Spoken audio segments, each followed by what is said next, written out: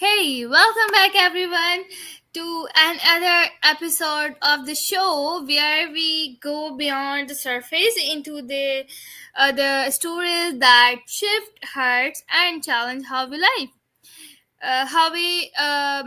Today I'm honored to speak with someone who has walking the path of conscious living for over 3 decades, not just teaching it, but living it, growing it, and mentoring others through it. Amy, also known as Todisco, is Yes. a green living mentor, organic farmer, podcast host, and soon to be TEDx speaker.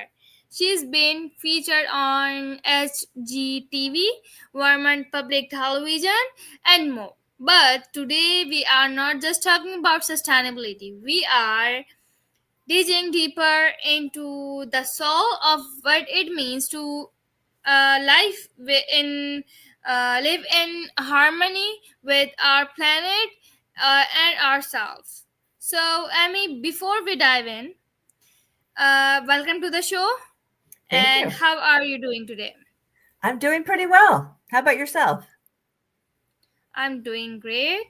Thank you so much for asking. So, before we move on to the questions, could you Yes, please introduce yourself not as the world knows you, but as you feel you are today? sure. So, who am I today? Well, I feel like I've been evolving over these decades from my big moment that sort of woke me up to this whole topic of toxic chemicals in our food and our household products was actually when I was pregnant many years ago with my daughter. And I was shopping at a health food store like I did every week and found this little paperback book that talked about all the toxic chemicals in everyday household products. And I didn't know about the ones in cleaning products and makeup and pretty much everything we use and buy and bring into our homes. And I was shocked and I couldn't believe that I didn't know about this because nobody was talking about it 33 years ago. And nobody in our country was really doing very much to protect us. So I launched a whole research project, I guess you could say, to learning all about this topic of what are these toxic chemicals? What are they doing in all these different products that we use every day? And what do I do to get rid of them and replace them with healthier alternatives? All right, that's wonderful. Thanks so much for your answer. So let's move on to the questions. My first question is on your screen. What moment in your life first made you feel that the earth was alive, not just a resource, but a living being? That's a great question. When I was a little girl, I first became aware of that. I remember lying on the ground, looking up at the sky. I think I was under a tree, lying on the grass, and I was thinking about how the earth was so alive. And when I was young, there was a lot of pollution. They came up with some rules in the United States to improve things. But I remember going to the beach and seeing trash washing up on the ocean and thinking, that doesn't look right. That doesn't belong there. And I started to become just in love with all aspects of nature. And I lived in a big city. I grew up in New York City, and I couldn't wait to get out to go to any place that had countryside and, you know, oceans or mountains and just yards with grass and flowers and trees. So that was something from a very young age that I became aware of. Oh, thank you so much for your answer. So, do we help people detox their homes? What emotional or special toxins do you think most people are unknowingly living with? Well, that's another interesting question. I think what I've noticed from interviewing people for my podcast that have had chemical sensitivities, which means they started experiencing sickness out of nowhere. And one woman in particular comes to mind. She was very young, just 24 years old, was exposed to mold in a bathroom in an apartment that she rented. And besides all of the chemicals that she got rid of in her life, she realized that there was an emotional piece to it, that all kinds of traumas from the past or emotions that she wanted to get rid of actually played a role in her health. And I keep hearing that over and over again, that people who have health problems, that come out in symptoms are actually also dealing with emotional traumas and things that, I believe that our bodies record all of our experiences, right? So I used to be a massage therapist and energy healer. And I know that when I would work on people, that sometimes they would start to cry because it would release, memories in their cells that they needed to get rid of. So I think that we all, without even realizing it, have these emotions and traumas and toxins from experiences that we've had in our lives that are worth looking at and ultimately getting rid of them, releasing them. You are right. Thank you so much for your answer. So, how do you personally stay hopeful while facing global environment crisis every day? Oh gosh, that's another. Boy, you've got some amazing questions, and I've been interviewed by a lot of people, and these are really wonderful. So I don't know exactly what it is about me that tends to see the world as it could be, as opposed to focusing on all the problems that are happening. Not that I don't pay attention to those to some extent, but I try not to listen to the regular news. I try to go past the headlines. Even when I click on a tab to find something on my computer, immediately the news comes up, and I try to just not get engaged in that. But I feel like maybe it's part of my soul's mission to come in here and help make the world a better place. And so I tend to focus on that and, all the people that I feel I've helped over these many years. And, it's especially exciting when somebody tells me that something that I've shared has actually helped them feel better about the world.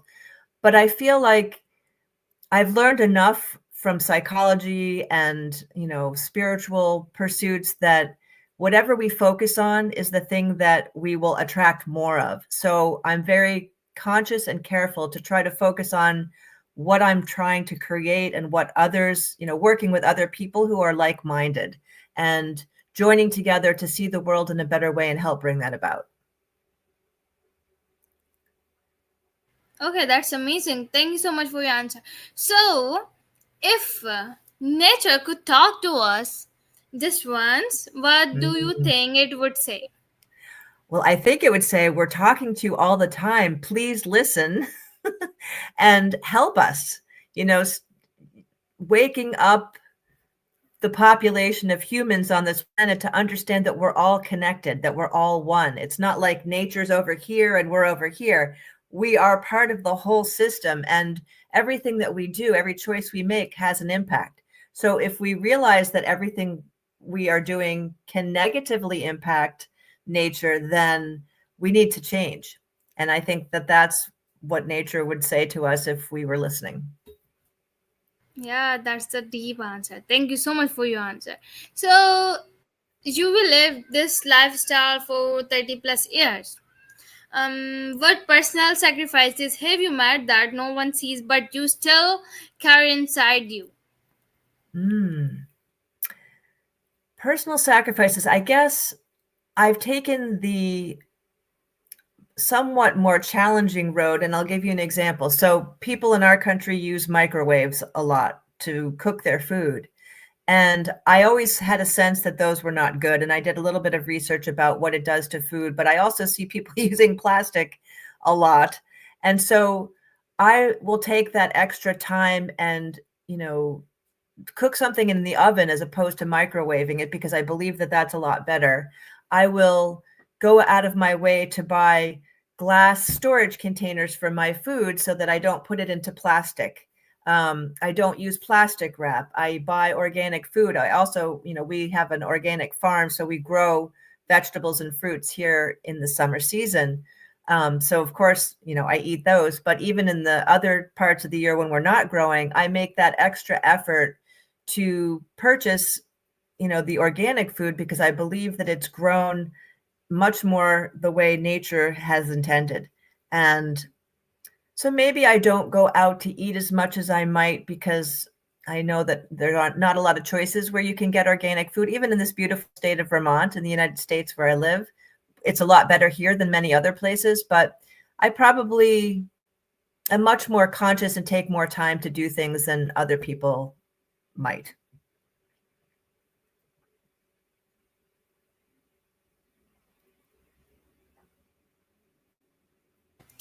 Okay, thank you so much for your answer. Sorry, my mouse was missing, so I was just finding No where's my worries. mouse. Okay, so now let's move on to the next question. Let's talk about your farm. Okay. Um, what's one thing you learned on your farm that changed your view on people, not just plants or animals? Ooh. Well, so I have people come to the farm for tours that I lead, and I take them through the farm and we talk about organic and what does that even mean and how do we grow, that's different than conventional farms that use a lot of chemicals. And then, we do a variety of different things. We have a maple sugar house where we make maple syrup. We have a big hydroponic greenhouse at the back end of our farm, which is growing in water. I have gardens up here by the house. And then a lot of people choose the lunch tour. So I make them a lunch from farm produce. I think the biggest thing that I've seen is that people are so open to hearing and understanding that there's a different way. And they also come away with an appreciation for how hard it is to farm. And what I really love is that people get inspired and they tell me, oh, I'm going to start a garden, or I'm going to buy more organic food, or I'm going to, share this information with my neighbors. And so I feel like there's a lot more of an openness than I might have expected. Yeah, that's wonderful learning. Thank you so much for sharing with us. So, do you see your work as a form of healing?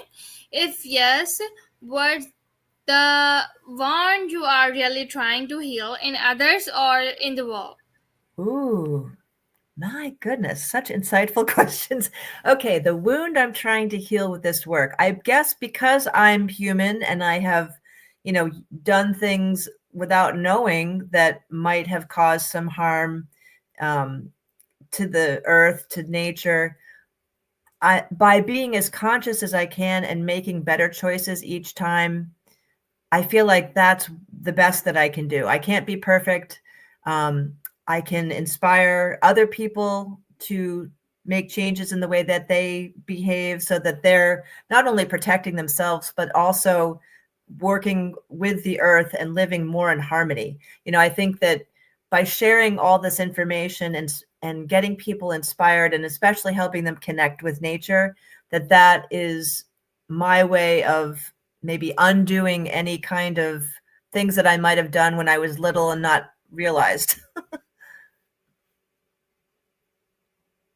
Yeah, you are right. Thank you so much for your answer. So, now imagine if the younger version of you, say 20, met you today, what would surprise her the most? Ooh. I think she would be shocked that I was actually living and working on an organic farm in Vermont. And that I'm speaking out and sharing with thousands of people all of this information to help all of us live in a better way. Okay, that's great. Thank you so much for your answer. So, what belief about health or the environment have you let go over the years? Oh, that's interesting. So I think when I was younger, when I first started getting into this work, I was very afraid of Western medicine and doctors and pharmaceuticals. And I think I've learned because of some experiences that I've had and that my daughter has had, that there is a place for Western medicine and doctors, particularly in the cases of, a crisis. Especially, let's say somebody breaks a leg. I don't think that herbs alone are going to necessarily heal the leg, and that they may need to do other things too. So I feel like there's a place for that type of conventional medicine, but I've also learned that our bodies are designed to heal, and if we give ourselves all the right things that we need, we are much less likely to need medical attention. Did I answer the question?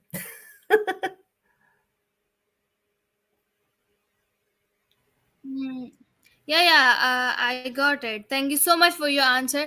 So, now let's talk about, what do you think so many people know what's healthy or right, but still choose otherwise? Well, I think there's a number of reasons. Oftentimes it costs more money. It takes a little bit more effort. And especially in the United States, our food has been designed to be addictive the way cigarettes were. So they've put in these different chemicals and salts and sugars and things to make us crave these foods, which don't have a lot of nutritional benefit. And I also think that, especially when I think about young children and teenagers in particular, they don't want to look different than their friends, or they don't want to have different lunches. Let's say if they bring lunch to school and their lunch is very healthy and their friend's lunch is all these different colors and things that are popular. I think children in particular don't like to stand out in that way and look different. So I think it might be harder to make that transition, even though on some level they might know that the food is better. And I think that's true for adults too. You know, sometimes they don't want to stand out and be different, that it might be easier just to go along with what everybody else is doing. Okay, all right. Thank you so much for your answer. So, in today's digital world, how do you think this connection from soil and food affects human relationships and inner peace? Oh boy. I think we are spending so much time indoors and on our computers and on our phones that we forget sometimes that there is an outside world. And it depends on where you live too. If you live in a city, like I did when I was growing up, it's a lot harder to connect with nature. So so part of it is where people choose to live and the kind of fast-paced life that's maybe happening around them. And it's so normal to be indoors and on our computers and sitting down all the time that you have to actually make an effort to not do that all the time. And not everybody, there's so few people that are actually, you know, growing their own food. And what that teaches you is you've got to pay attention to the weather. And one of the things that I love to do is actually go barefoot outside, stand on the ground, and actually connect with the earth's energy. And that's very healing for the body. There's so many different things about growing your own food that are so wonderful. Even just breathing a good, healthy soil that has microorganisms in it, like our organic farm has, triggers something in the brain that creates that happy hormone, serotonin. So there's a lot of different things that people don't even realize the benefits of spending time outdoors in nature and connecting with how good food is grown, that they would be amazed and probably really happy to experience. Yeah, I think everyone have to experience this. I also love nature, and I find words nature, and I can breathe in the nature, because I live in a city and there's no much trees and other. So I find some places where I can go and some breathe there. So I love the nature. But a few days before I go um, um, to the another city, so I love that nature. So when I Yes. go there, so I was shocked, and I was thinking, oh, I think I'm in my dream right now, because there's very beautiful mountains, very beautiful nature. So I was shocked, and I was thinking, is this my dream, or am I in reality? So that was so amazing experience. So I think everyone has to go and see how we can live with the nature. Yes, I agree. That's lovely. Yeah, so that's what I did. Let's go, and now let's move on to the next question. Okay. If you had to pass on only one piece of green living wisdom to the next generation, one sentence, what would it be? I would say the most important thing is to pay attention to what you eat, because what basically we are what we eat. And if we're not feeding ourselves with good nutrition and healthy foods, we're going to start to feel not very good. And the next step from that is being able to grow your own food, even if it's just, some herbs on a sunny windowsill, just to have that connection wherever you live with planting a seed in dirt and nurturing it and having it be something that you can then eat is an amazing experience.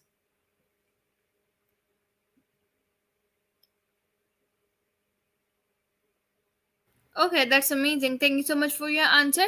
So, what does the future of living look like to you, Mhm. especially in a world facing climate anxiety, burnout, and digital overload?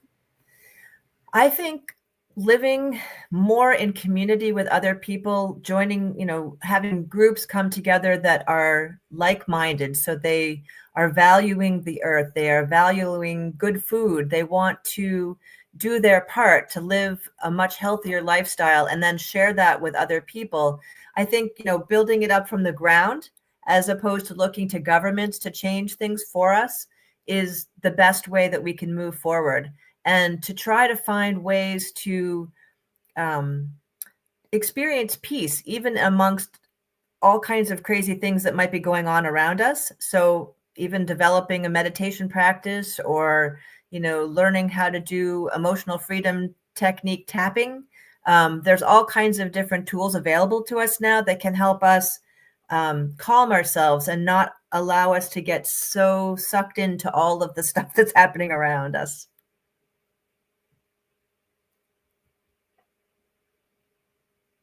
Thank you so much for your answer. So, how do you imagine the future of education if children grew up learning directly from the art instead Mm. of just text books?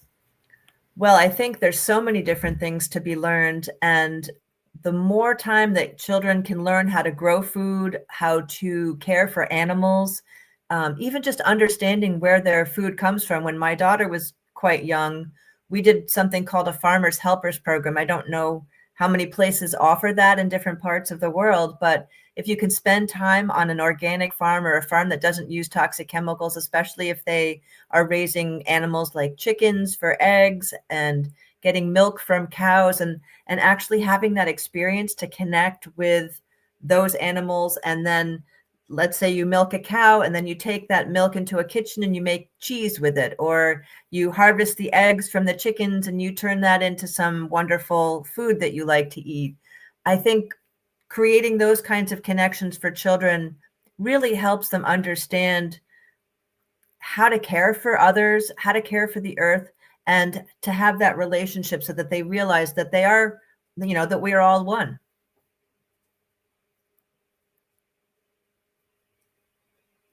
Yeah, you are right. That's an amazing answer. Thank you so much for your answer. Sure. So, do you believe that the future of health is more about what we remove from our life Mm. than what we add? Yes, actually, I do think that that's probably a very well put statement, that it's more about removing things that are toxic and do not enhance our lives and do not protect the earth, as opposed to adding new things. Because really, the way we used to grow food before all of these chemicals came online or came into the marketplace was the healthy way, because we didn't have those available. So if we can go back to that and have more people around the world, growing their own food, eating really healthy food, and like I said, before, working together as communities of people to make these changes easier and grow support for them, I think that would be a really great way to move forward. Yeah, that's a great way. Thank you so much for your answer. So, now let's move on to the interesting question. If you could design the future of cities or communities, what role would green spaces, farming, or nature play in them? Oh, I think they would make a huge difference, especially I've noticed in this country, urban farms, farms in cities. So taking abandoned parking lots, for example, and getting rid of the concrete and putting healthy soil in there and creating community gardens and having people being able to work together and, harvesting food and maybe giving it to food pantries, or, sharing food with people that can't grow their own or don't have the money. I love that idea of even having fruit trees on different city streets, growing, amazing fruit that people can pick. And I've heard people say, oh, well, how do you, make sure the fruit doesn't rot and fall to the ground? And I feel like let's focus on what the positive aspects are of doing this kind of thing. But I know for myself, growing up in New York City, having Central Park where there was grass and they had concerts sometimes and played beautiful music, or, festivals, or you could ride a bicycle. That was really helpful for me to not feel completely overwhelmed by a city life. So the more green spaces that we can have, the more flowers and trees, and, that brings birds and butterflies. And, we definitely want to do things to encourage the pollinators to help, because they help us grow so much of our food. So I think that there are ways to bring these green spaces into cities that can make a huge difference. Yeah, how awesome city would be. That's an amazing answer. Thank you so much for your answer. So let's wrap up our session. Yes. What advice would you give for my viewers? Well, I think starting off with what is most, what do you have the most curiosity about? And then follow that and see if you could learn something new that you could actually change in your life. Just trying one new thing, maybe one new thing a day, or finding a group, or maybe creating a group if there isn't one in your school, with other students that are interested in the topics that you're interested in. And then maybe doing a research project or creating some kind of school garden. I don't know if that's possible in your country or other countries. I don't know who's listening to this. Is it all people from your country, or is it all around the world? It's all around the world, but most of the peoples are from Pakistan. But Okay. I have connections from all over the world. Beautiful. So I don't know too much about your country, but I think that, like I said, picking something that you're curious about is a great way to start, because then you have that excitement of learning more. And then when you learn more, you can share that with other people and maybe create different projects together. So that might be a good starting point. Yeah, thank you so much for that advice, and thank you so much for your time, and thank you so much for a powerful and grounding conversation and answer. So viewers, Amy did not just share tips for green living. She opened a doorway into a more mindful, intentional way of being, a way that reminds us that healing the planet begins with healing ourselves. Yes. If today's episode made you pause, reflect on, rethink how you live, even in a small way, that's the beginning of change. You can connect more Miss work at greenlivingnow.com, and follow her on other social medias, also on Facebook. So until next time, keep asking deeper questions, keep choosing consciously, and remember, transformation starts with one choice at a time. So thank you for listening, viewers. Stay curious and stay kind. Thank you so much, Amy, for your time. It was wonderful to spend time with you today. Well, thank you so much. And as I said, you asked fantastic questions, and it was a pleasure. Yeah, it's also my pleasure. Thank you so much. It's an honor for me. Thank you Ah, so much for your thank answers, and you. thank you so much for your precious time. Absolutely. My pleasure. Thank you. Yeah, thank you. Bye. Have a wonderful day ahead. Thank you. You too.